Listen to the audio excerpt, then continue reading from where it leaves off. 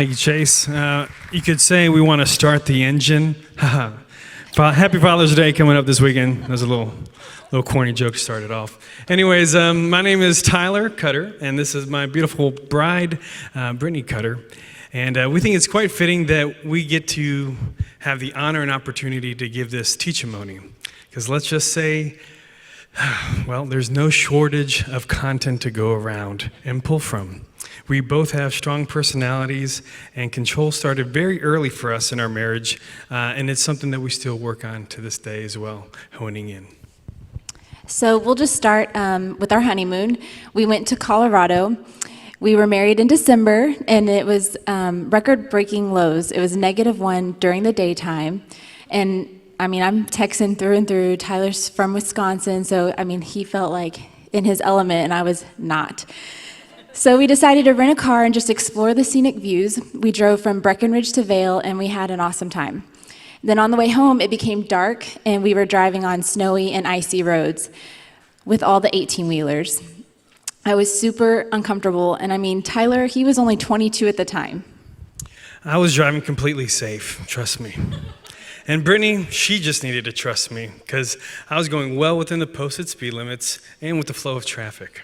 I felt like Tyler was driving like he was trained by NASCAR on ice, and I desperately wanted to control Tyler, and I demanded that he slow down. I was dismissing of Brittany. She was being ridiculous, I thought, and we both refused to budge. We had a blowout argument, and then we finally stopped over for dinner. I saw Brittany stomping across the snowy street into the restaurant, and I casually walked in, feeling so confident and in control that we had arrived safely to the restaurant. I thought Brittany was just being over the top. We had a silent meal, and it was brutal. The whole dinner, I was starting to smell something burning. Well, I knew that Tyler had his scarf too close to the table candle, but since he was so capable, I decided he could figure it out for himself. At the end of dinner, Brittany finally told me that my scarf had been slowly burning. We left, me with a hole in my scarf, and Brittany laughing at what she called God getting me back for being a jerk. And might I add, we arrived back at the hotel safely. He is sovereign. Just kidding. The vast majority of the time, Tyler was trustworthy and reliable, but the few times he dropped the ball, combined with the times that he didn't listen or act on my feelings, were enough for me to label him as unreliable. I tried control, often starting sentences with, "I just want to make sure," or "Don't do this unless you talk to me first." "I'm just double checking that you," and what I found to be the worst of all, "Why don't we just call my dad?" I wanted him to lead, but I didn't trust him not to make a mistake, which is crazy because everyone makes mistakes, even great leaders. I was young and my leadership style was aloof and at times prideful. What we're asking tonight is, who's driving the bus of your marriage? How does control factor in, and how can we make the ride a little more enjoyable? Thankfully, God created marriage with a design and purpose in mind, and to utilize the strengths of both husband and wife. Neither person is more or less valuable, and each play an intricate part in the essential for the drive. 1 Corinthians 11:3 says, "But I want you to understand that Christ is the head of every man, and the man is the head of a woman, and God is the head of Christ." Ephesians 5:21 says, "Submit to one another out of reverence for Christ. Wives, submit to yourselves to your own husbands as you do to the Lord. For the husband is the head of the wife, as Christ is the head of the church, his body, of which he is the Savior. Husbands, love your wives, just as Christ loved the church and gave himself up for her." In verse 28, it says, "In the same way, husbands ought to love their wives as their own bodies. He who loves his wife loves himself." And verse 33 says, "The wife must respect her husband." As we look at verse 21, it states, "Submit to one another out of reverence for Christ." Yes, we read that right, that submission is a two-way street. In order to do marriage God's way, we must submit to one another in our marriage. So men, the day you committed to be the husband of your wife, you were given the role of a leader, and that's a servant leader. God placed the mantle of servant leadership on your shoulders, and it's a job that requires sacrifice, listening, caring for your wife and family. A servant leader is one who is submitted to meeting the needs of his family and is very involved in a very loving and selfless way, just as Christ did for us. And in short, if you haven't guessed by now, you have been called to drive the bus. Wives, we have an equally important role. In Genesis 2:18, it says, "What we all know to be true, it is not good for man to be alone." Amen. But it continues to say that I will make him a suitable helper. If it feels like your husband needs your help, it's because he does. As a wife, you've been called and promised to be a completer and helper. We are called to help him lead. Your husband needs you in a way that encourages him and respects him. And with your help, you can navigate the bus together, avoiding pitfalls and roadblocks. So it's time for a full 360 bus inspection. Tonight, we want to correlate how you and your spouse can drive your bus and open up the conversation about control in your marriage. Fun fact, I am a certified bus driver. As a prior police officer and firefighter, I was certified in large vehicles and buses. There are 3 points tonight that we want to cover. The first is being pre-planning your route. Second, inspecting your vehicle. And the third, which we'll spend a little bit more of our time on, is the drive. There will be a lot that we don't cover, just as Chase pointed out, but we hope this gets the conversation and thoughts going of who's driving your bus and how control may be playing a part in your bus ride. So the first step is a preventative measure for control, and it's pre-planning your route. Let me ask you a question. Does your drive feel chaotic, wandering, like you're missing each other, like two buses driving on 45 passing at night? You're just not aligning, or you have different priorities, or you just feel lost in your marriage? Before starting any trip, you need to know that you have to know the route. Your roadmap to planning the route is your relationship with God and God's Word. If you haven't yet, in order to start this planning process, ask yourself these questions and talk them over with your spouse. Question 1, what is God's vision for your family? Where are you going? In Proverbs 29:18, the message says, if people can't see what God is doing, they stumble all over themselves. But when they attend to what he reveals, they are most blessed. And the NIV states it this way, where there is no vision or revelation, people cast off restraint, but blessed is the one who heeds wisdom's instruction. Question 2, what is your purpose or calling as a family? Write about it, know it, make it simple. One of the defining characteristic traits of successful organizations and teams is that everyone knows the mission and values. If you asked anyone, they could tell you what their purpose and their goals are. So you and your spouse are a team, and you should both know your purpose. God has a unique and divine purpose in his kingdom linking you together. If you don't know your purpose yet or your calling, it's never too late to ask God to start to show this to you. Question 3, where are you headed in the short term or long term? Are you taking the time daily, weekly, monthly, seasonally, or yearly to talk short-term and long-term logistics over with your spouse? For us, to start each year, we have a meeting of the minds we jokingly call the State of the Union. We spend time apart and then together praying and talking through our goals for the years. We stick to something like family goals, financial goals, faith-based, fun goals, fitness goals, and friendship goals. I like alliteration, so I picked the F's. We are intentionally planning for the year ahead. We revisit these in the summer and the fall, and we touch base through the months in between. And then the weekly, we go over knowing the schedule and priorities, what takes place. This is the hardest meeting for us, but as we have set boundaries to say no to the good things so we can say yes to the best things in life, we have much more margin for these conversations to happen naturally throughout the week with a scheduled sit-down meeting.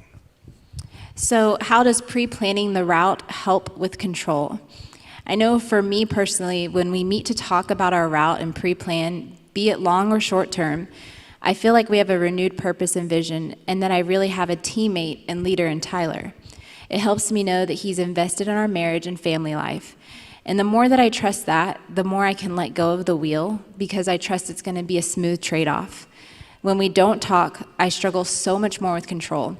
It makes me feel like he's totally clueless as to what's going on in our family, where I'm at, the tone of our home, or the status of our relationships.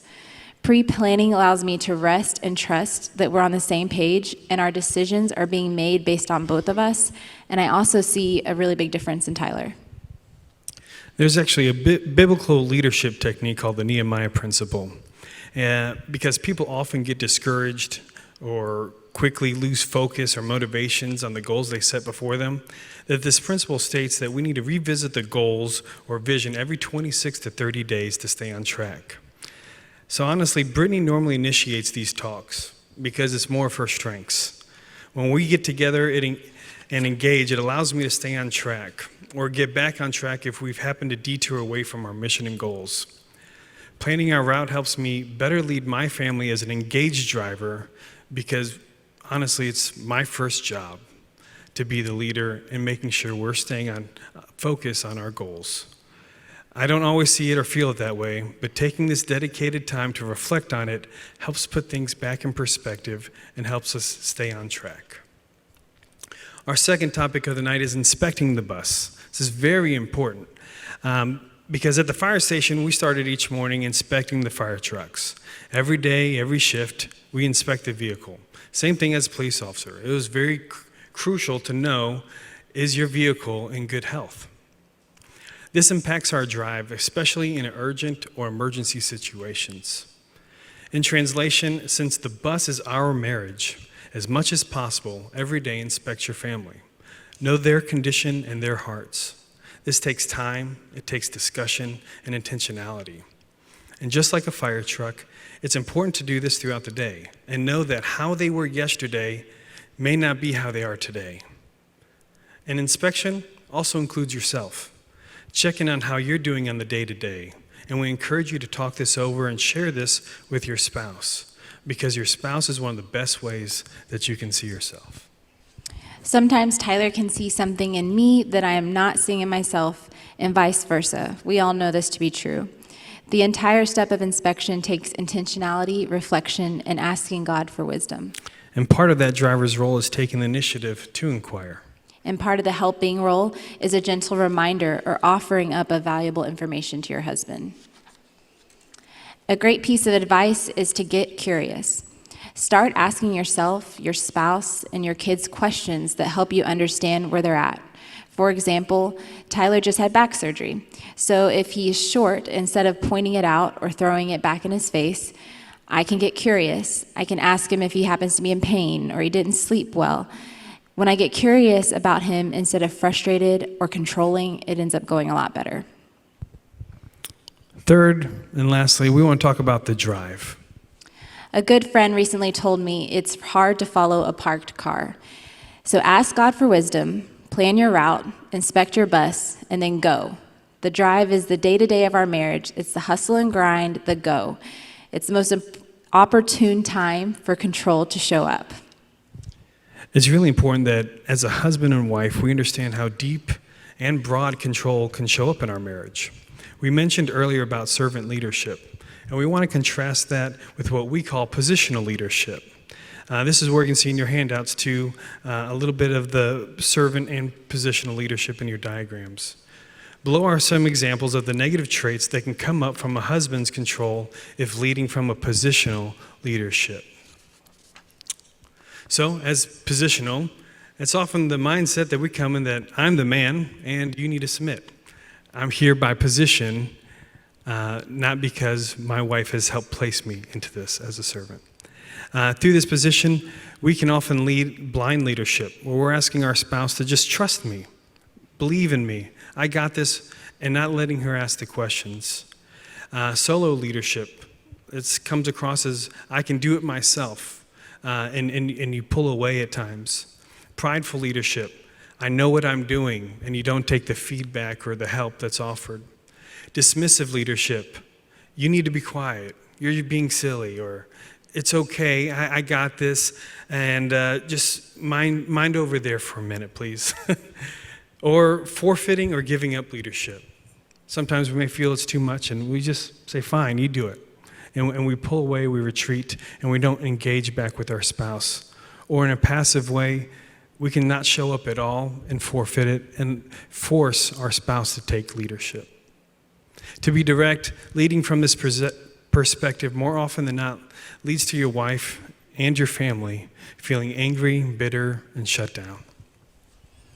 Here are some of the non-helping tactics of women trying to control too much. We don't get off the hook. So undermining, saying that's not the best way, or you always screw up. Casual or aggressive insults. I wouldn't have to do this if you would. Or you're the worst driver ever. I've never said that. Never. I'm waiting for you to move. Maybe it's comparison, like you never think of, or did you see the way so-and-so drives? Reminding of past failures. You messed this up last time, or I always have to remind you. And then there's outright control, where you say, move over, I'm in charge. So wives, our desire to control our husbands was something forewarned about as early as Genesis 3. Controlling your husband will lead to him feeling smothered, chastised, and then worst of all, relinquishing his role as driver, just to catch a break from our nagging. So we may laugh or even cringe at some of these as we look at them and realize, yes, we are talking about a bus ride, but this is our everyday marriage. And I'm sure that some of you might be replacing some of these sentences with some of your own by now. So what happens when the battle for control shows up in the marriage?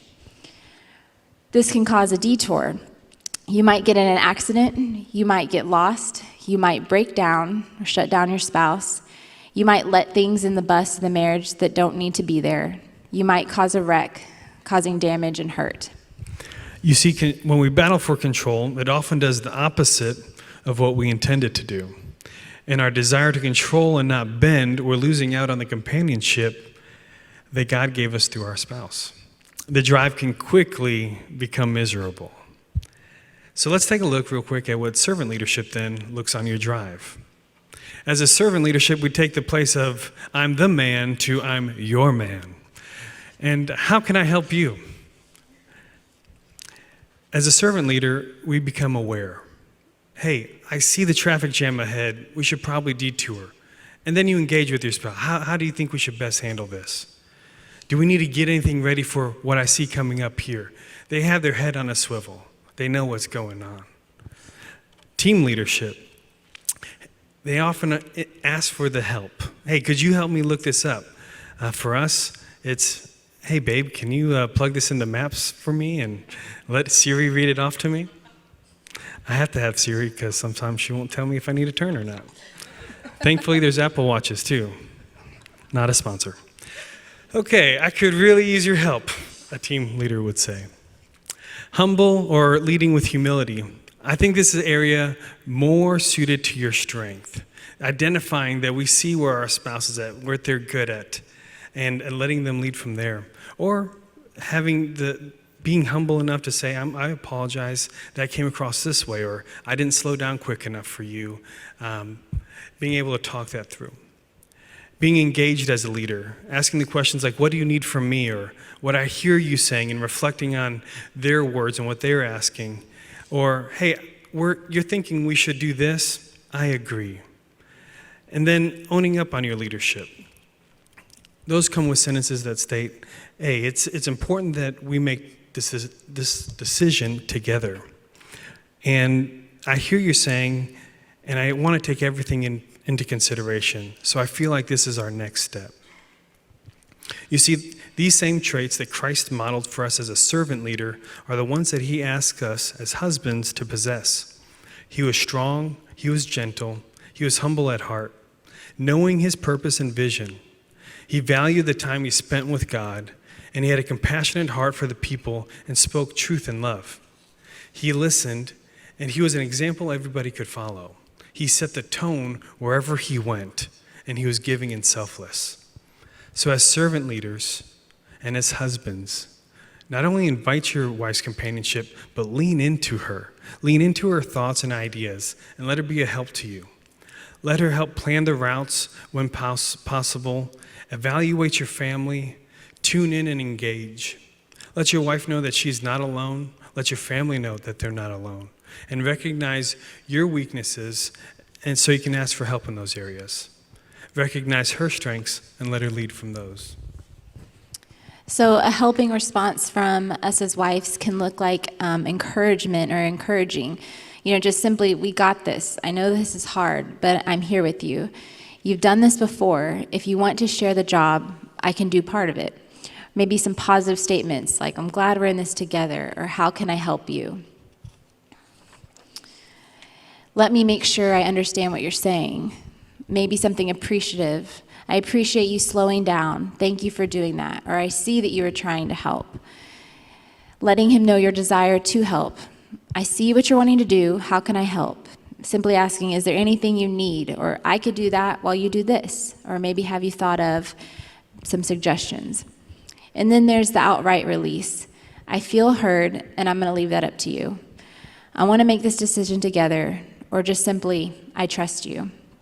So stepping into our part of the marriage as a helpmate is a feeling of relief for your spouse. And it says, I trust you, even if you make mistakes.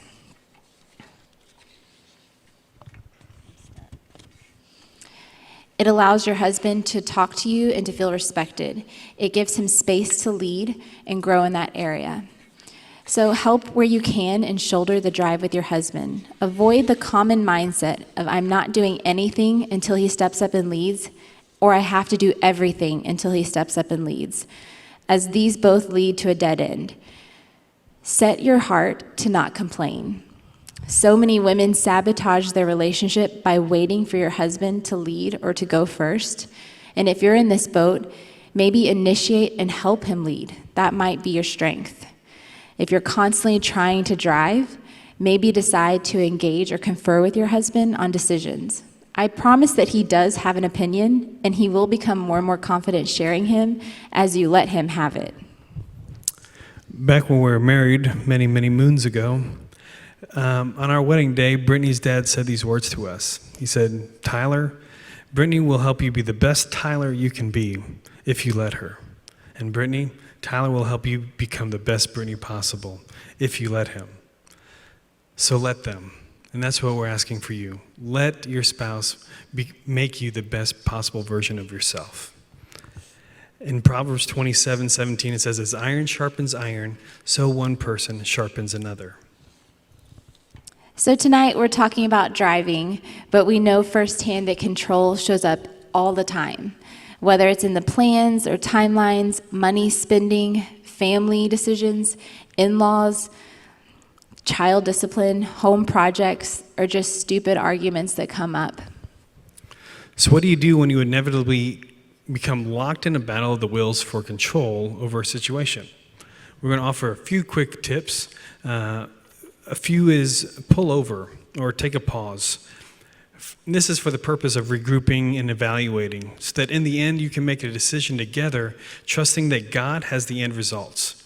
This isn't a time for digging in your heels and stubbornness, because most of the time there's a compromise involved. I would say avoid blame. We talk many times and re-engage about drawing the circle around yourself, because that's the only person that you can truly fix. Third, you can give grace. And this is only done because of the time you spend with God. Knowing how much grace God has given you allows you to extend that same grace to your spouse and family. Regrouping, allowing yourselves to restate and clarify the expectations about the route or the expectations of your goals and visions. And then learn from your detours. Detours are going to come from the outside. They're external. But we want to avoid them as much as possible and avoid control-driven detours as well. So reflect, and most importantly, recognize the triggers for control. Understand what makes them tick. We want to keep driving together. Forgive. Don't let the enemy hold you back from the vision and mission that God's given you. And lastly, acknowledge. Own up. Own up to where you're not leading, and step into the role of leadership. So all of this is hard work, but it is worth it. And there's good news. We have the help of the Holy Spirit to use self-control when we want to control each other. This is a long process. It's not a quick fix, but it is something that we can continue to work towards and practice towards each day in our marriage. Galatians 5:22 through 23 says, "But the fruit of the Spirit is love, joy, peace, forbearance, kindness, goodness, faithfulness, gentleness, and self-control. So walk in the Spirit." A few weeks ago, we visited my brother in Alaska, and we had to laugh because this all came full circle for me. We were on a 4x4 driving down the side of a mountain, and even though I trust Tyler so much more now than his 22-year-old self, and I was still really uneasy coming down the mountain, and I said, "Tyler, I'm really nervous about this, and I really don't feel safe, so could we drive slowly?" And I kind of braced myself for his response, and he smiled and said, "Sure, babe, I hear you." "It's true, it really happened." Put on the brakes. So that wraps up our teachimony for who's driving the bus.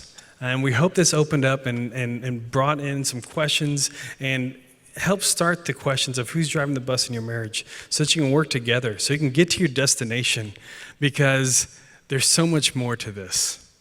You're a team. We hope that you engage and you take the time to really let your spouse speak into your life. Let your spouse make you the best possible version of yourself.